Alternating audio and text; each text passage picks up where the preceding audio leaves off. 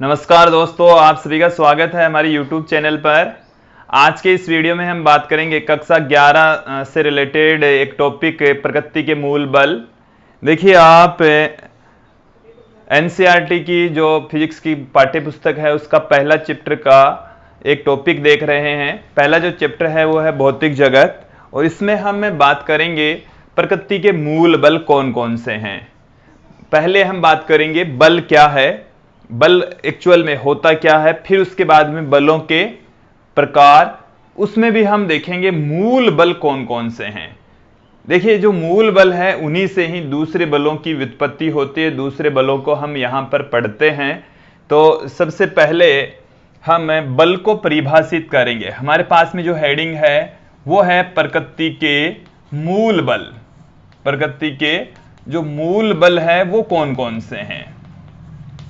देखिए, इस प्रकृति के अंदर अभी तक मूल बलों को 4 भागों में डिवाइड कर रखा है। सबसे पहले बल क्या होता है, फोर्स, इसको हम यहां पर परिभाषित करेंगे। देखिए विद्यार्थियों, हम छोटी क्लासों में ये पढ़ते आए हैं, तो खींचने तथा धक्का लगाने को बल कहते हैं। देखिए, यदि किसी वस्तु को खींचा जा रहा है या उसको धक्का मारा जा रहा है तो उसे हम क्या कहेंगे, बल कहेंगे। ये छोटी क्लासों में है, धक्का लगाने को बल कहते हैं। देखिए, इसकी वेल डिफाइंड जो डेफिनेशन है उसको थोड़ा सा और इंप्रूव करते हैं। हमने कक्षा 9 में गति के नियम पढ़े हैं, गति के नियम पढ़े हैं, और उन्हीं गति के नियम में सर आइजैक न्यूटन के द्वारा दिए गए हैं। और उन्हीं गति के नियमों में से जो दूसरा नियम है, जो द्वितीय नियम है, वो बल का फॉर्मूला देता है, और जो पहला नियम है वो बल की अवधारणा बताता है। तो गति के नियमों से हम बल को परिभाषित यहां पर करने वाले हैं। देखिए विद्यार्थियों, जो गति का पहला नियम है, प्रथम नियम है, वो हमारे को ये बताता है कि यदि किसी वस्तु के ऊपर कोई बाह्य बल नहीं लग रहा तो वस्तु की अवस्था में परिवर्तन नहीं होता। इट मीन्स स्थिर है वो स्थिर रहना चाहती है, यदि कोई वस्तु गतिशील है तो गतिशील रहना चाहती है, और जिस वेग से गति कर रही है उसी वेग से गतिशील रहना चाहती है। तो पहला नियम बल को इसी तरीके से ही परिभाषित करता है कि यदि वस्तु की स्थिति में बिना बल के परिवर्तन संभव नहीं है तो वह कारक जो किसी वस्तु की स्थिति या गति में परिवर्तन कर दे उसी को ही हम बल कहते हैं। जो हमारे कक्षा 11 की जो डेफिनेशन है वो सुन लीजिए।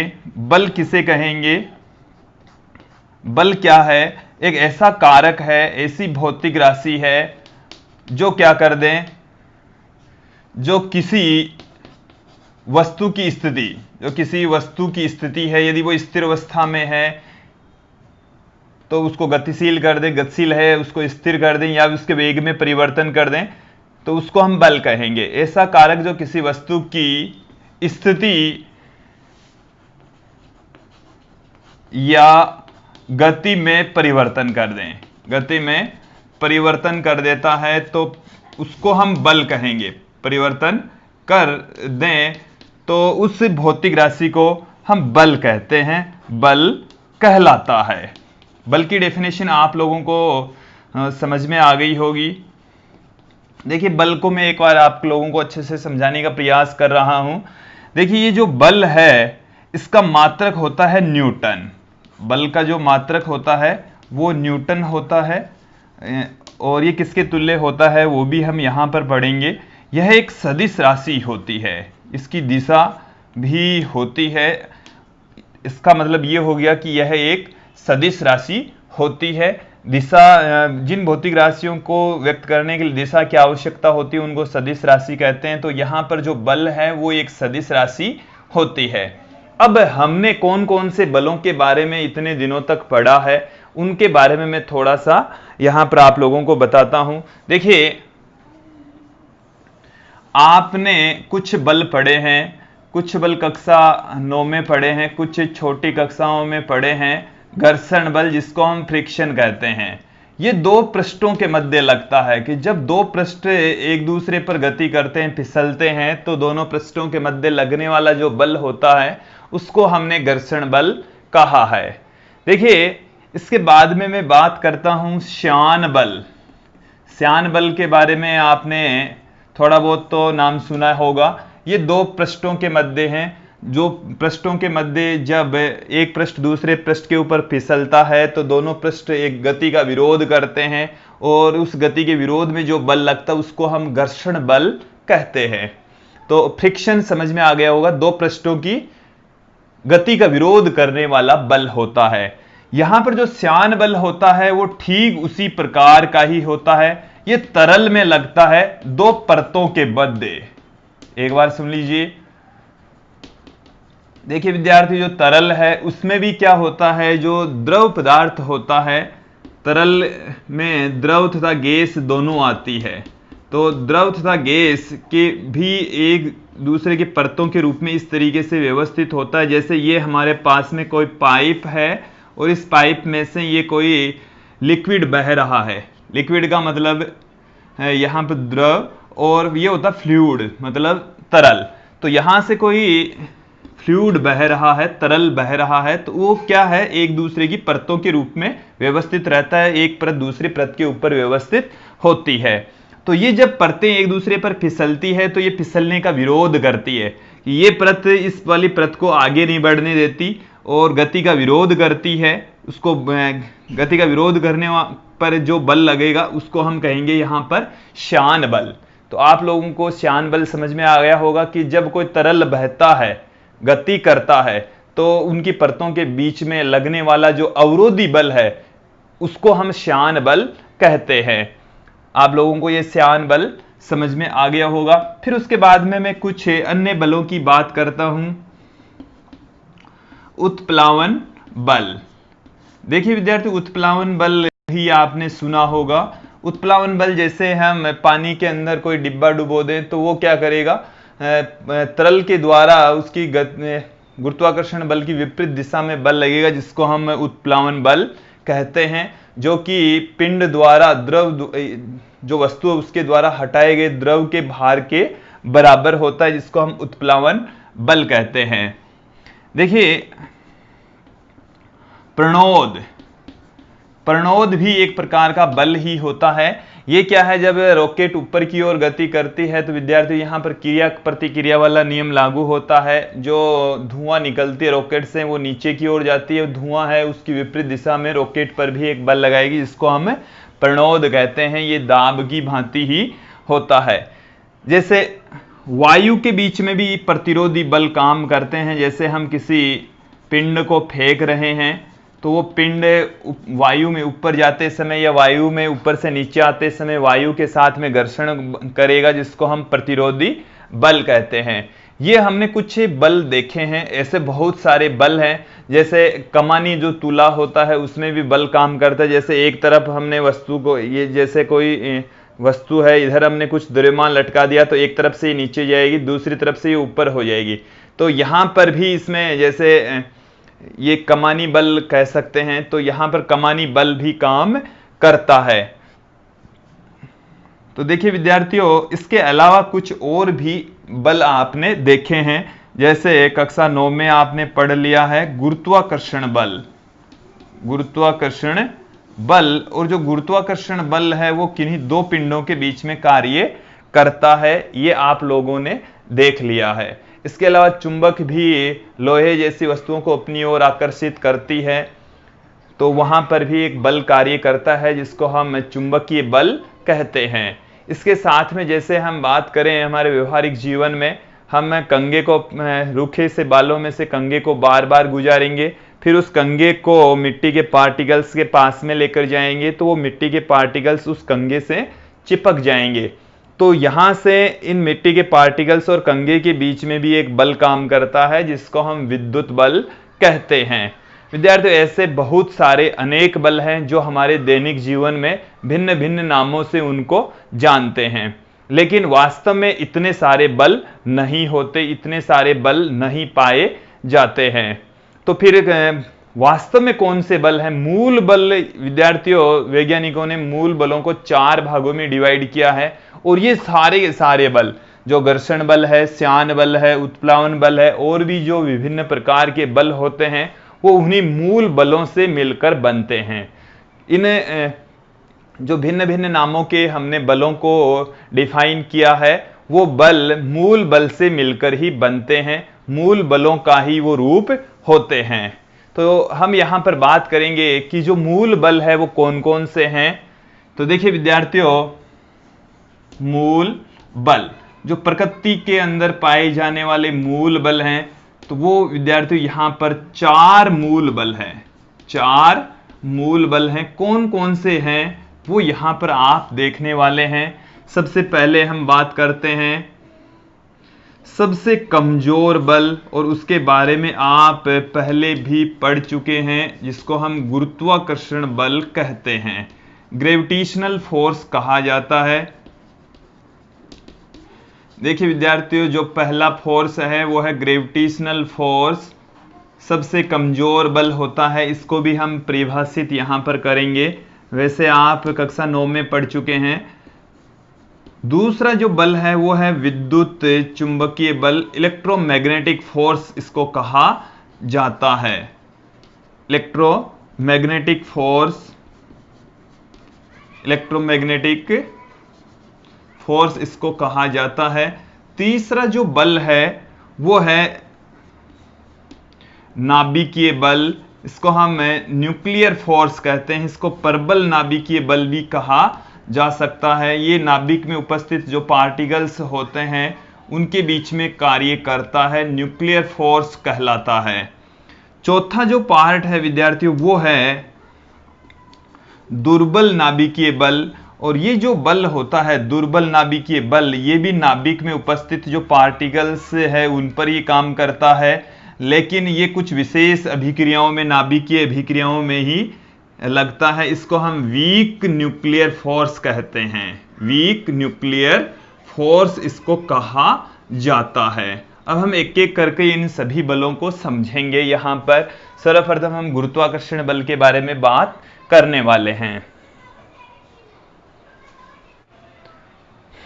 दोस्तों, अब हम बात करेंगे, एक एक करके सभी बलों के बारे में देखने वाले हैं। सर्वप्रथम हम गुरुत्वाकर्षण बल की बात करते हैं।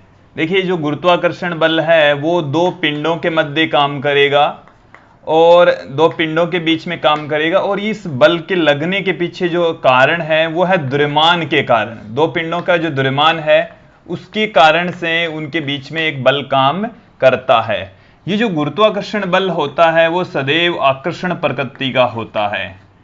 इसमें आकर्षण प्रकृति होने के पीछे रीजन ये है कि द्रव्यमान कभी ऋणात्मक नहीं होते, ये सदैव आकर्षण प्रकृति का ही होता है। इसकी जो परास होती है वो 10 की घात -15 मीटर से लेकर अनंत तक इसकी परास होती है। अनंत तक मौजूद पिंडों के मध्य ये बल काम करता है। इस बल का जो मैथमेटिकल फॉर्मूला है वो सर आइजैक न्यूटन ने दिया था, और उन्होंने ये कहा था कि दो पिंडों के मध्य लगने वाला जो बल है उसको गुरुत्वाकर्षण बल कह रहे हैं, और वो सभी पिंडों पर एक समान रूप से लागू होता है। ब्रह्मांड में आप कहीं पर भी दो पिंड ले लीजिए, इसलिए इस नियम को हम सार्वत्रिक नियम भी कहते हैं। देखिए, जैसे हम ये कंसीडर कर लें, हमारे पास में दो पिंड हैं, एक ये वाला पिंड है, एक ये वाला पिंड है। एक का द्रव्यमान है m1, दूसरे का द्रव्यमान है m2, और दोनों के बीच की जो डिस्टेंस है वो है स्मॉल r।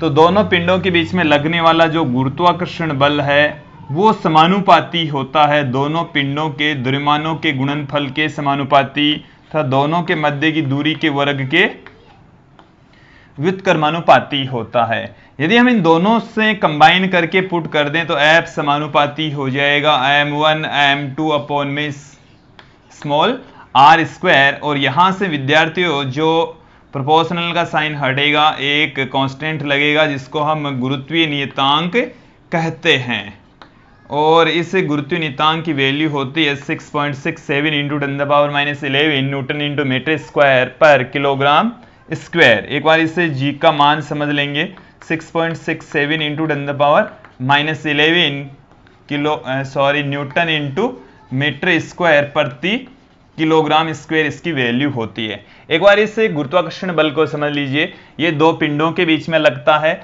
और उनके द्रव्यमान की वजह से लगता है। ये सदैव आकर्षण प्रकृति का होता है। और यदि दो पिंड, प्रास का मतलब यह है कि दोनों पिंडों के बीच की दूरी यदि -15 मीटर है तो भी काम करेगा, और यदि दो पिंड अनंत तक मौजूद हैं तो भी काम करेगा। और इन दोनों पिंडों के बीच में लगने वाला जो बल है उसको गुरुत्वाकर्षण बल कहा है, और उस बल को दिया है सर आइजैक न्यूटन ने। उस नियम को हम सार्वत्रिक नियम कहते हैं।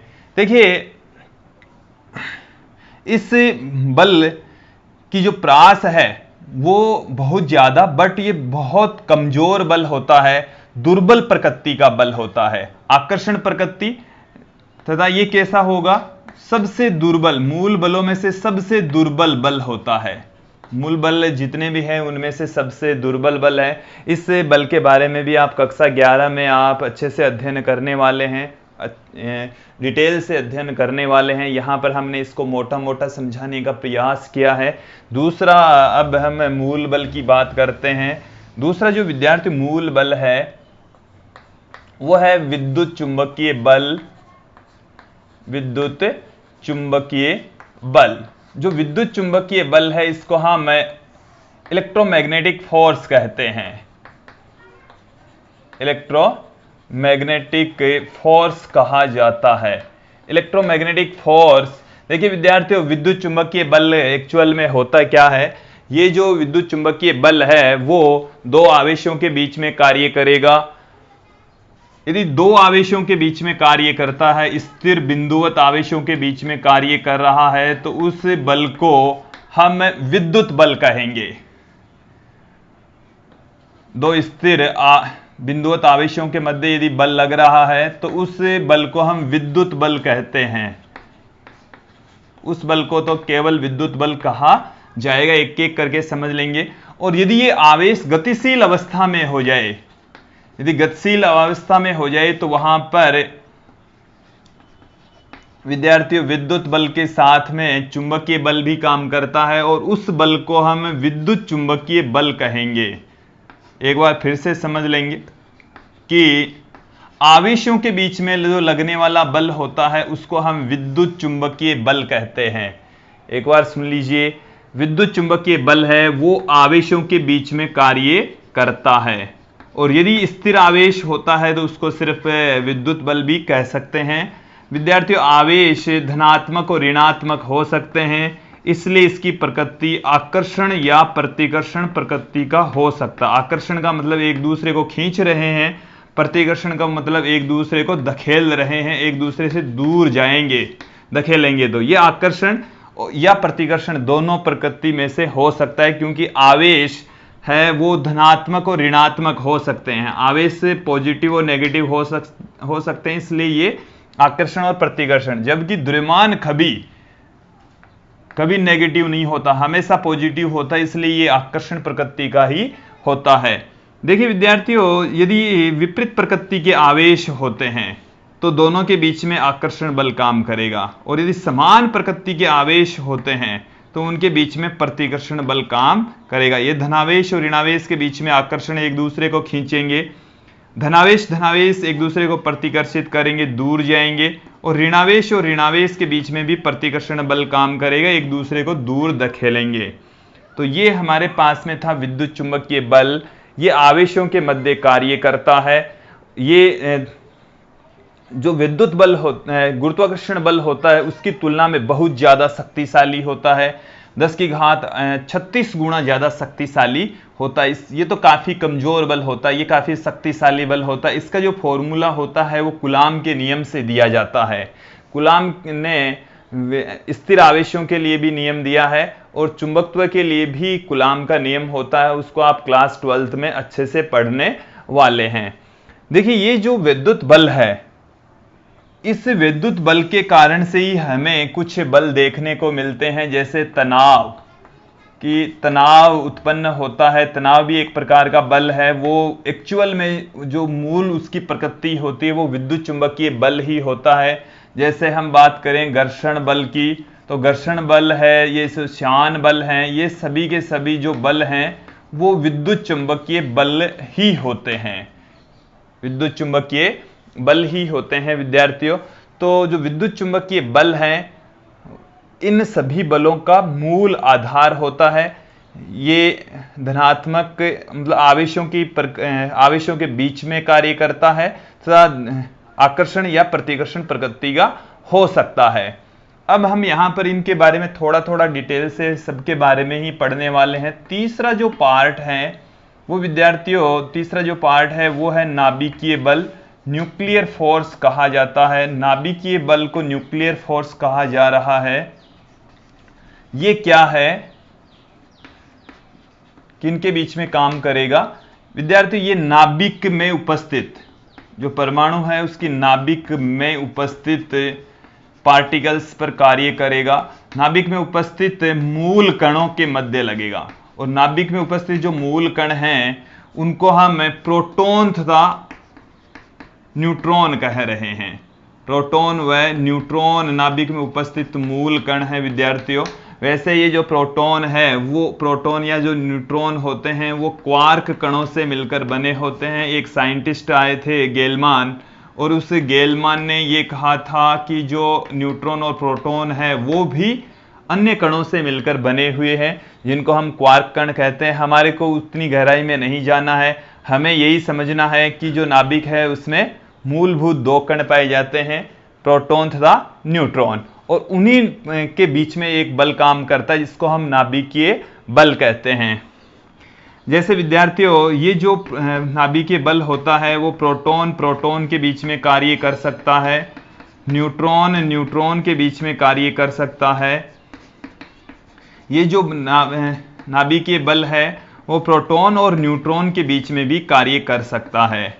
यहां से आप देखेंगे विद्यार्थी, कुछ बातें आप लोगों को समझ में आ जाएगी यहां से, कि प्रोटॉन धनावेशित होता है, ये वाला प्रोटॉन भी धनावेशित होता है। तो प्रोटॉन और प्रोटॉन के बीच में इन दोनों के धनावेशित होने की वजह से विद्युत चुंबकीय बल भी लगेगा, जो कि एक दूसरे को प्रतिकर्षित करेगा।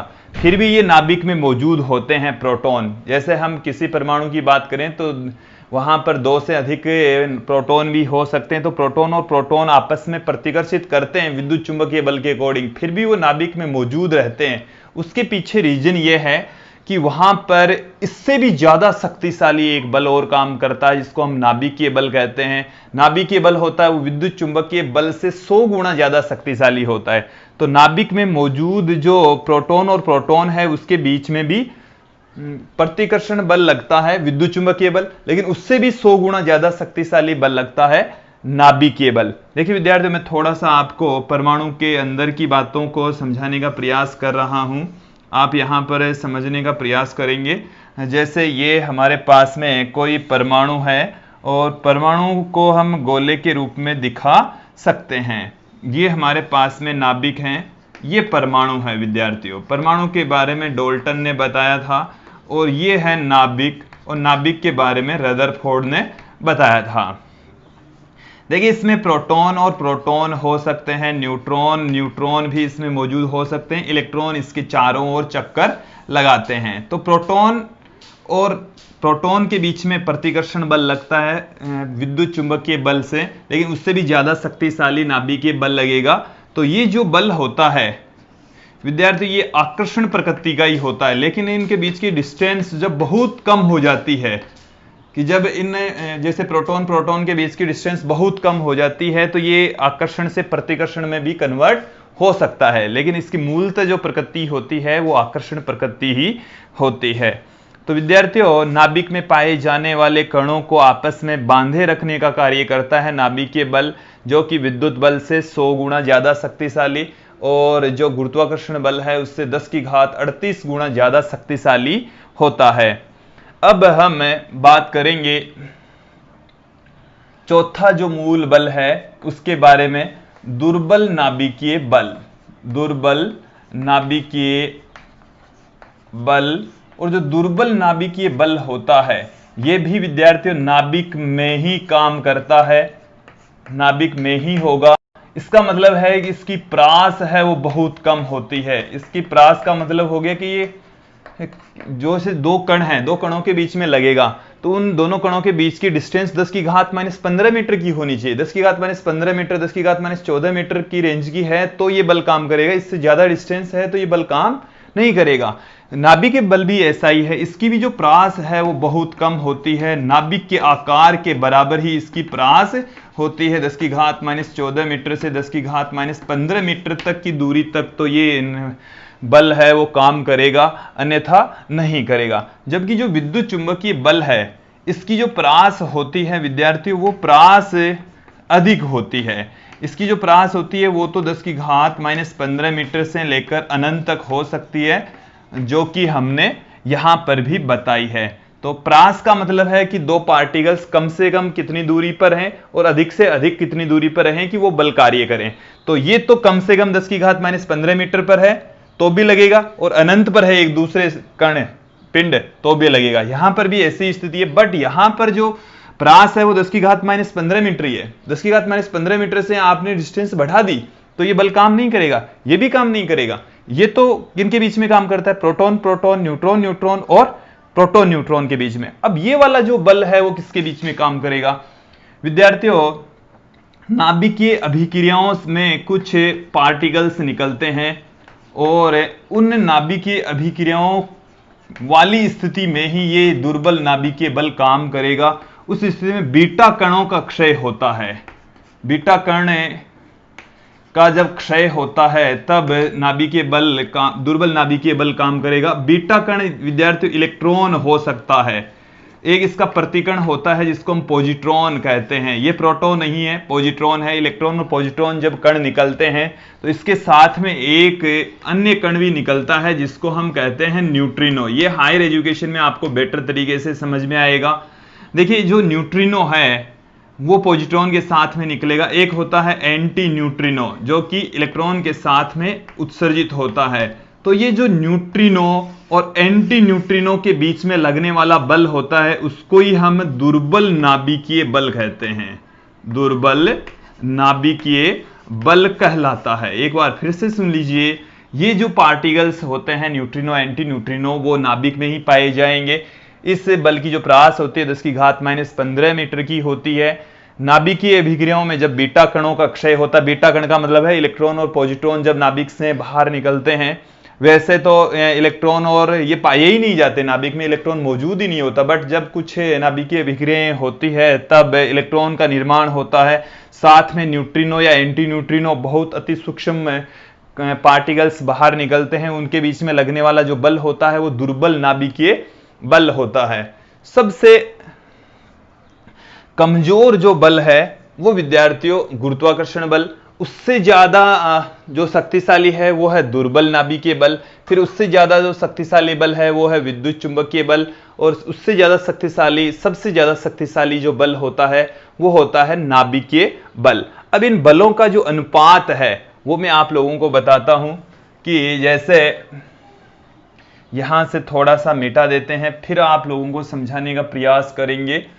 मैं यहां से इसको मिटा दिया है हमने, और फिर यहां पर इनका अनुपात पुट करेंगे कि एफ जी का मतलब है गुरुत्वाकर्षण बल, एफ डब्ल्यू का मतलब है दुर्बल नाभिकीय बल, एफ ई का मतलब है विद्युत बल, और एफ एन का मतलब है परबल नाभिकीय बल, मतलब ये वाला नाभिकीय बल। इनका जो अनुपात होता है वो 1:10⁻25:10⁻36:10 होता है। इसका मतलब है कि सबसे शक्तिशाली जो बल है वो होता है ये वाला। सबसे शक्तिशाली जो बल होता है वो होता है परबल नाभिकीय बल, और सबसे कमजोर जो बल है ये है, बट इसका नाम गुरुत्वाकर्षण बल है। दुर्बल बल तो ये है, दुर्बल नाभिकीय बल ये है, लेकिन ये फिर भी गुरुत्वाकर्षण बल से 10 की घात 25 गुना ज्यादा शक्तिशाली होता है। आप लोगों को इन सब की प्रास समझ में आई होगी। ये सिर्फ आकर्षण प्रकृति का, ये आकर्षण तथा प्रतिकर्षण दोनों प्रकृति का, ये मूलतः तो आकर्षण प्रकृति का ही होता है, बट इन पार्टिकल्स की डिस्टेंस बहुत कम होने पर प्रतिकर्षण में भी बदल सकता है, और ये आकर्षण प्रकृति का बल होता है। तो आप लोगों को प्रकृति में पाए जाने वाले जो मूल बल है वो समझ में आए होंगे। अन्य जितने भी बल होते हैं वो इन चारों बलों से ही मिलकर बने होंगे। धन्यवाद।